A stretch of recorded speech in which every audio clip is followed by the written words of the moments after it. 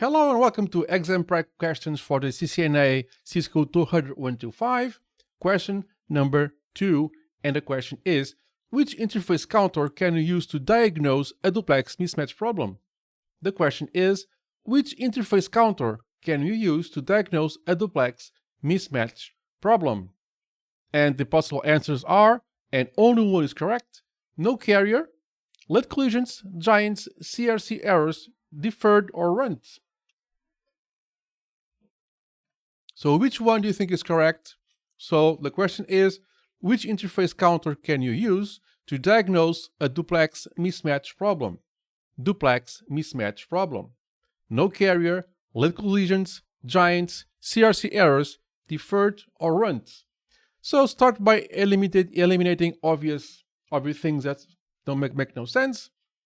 Stick with the other ones that kind of stay back and are leftovers after that, and think about which one do you think is the best answer.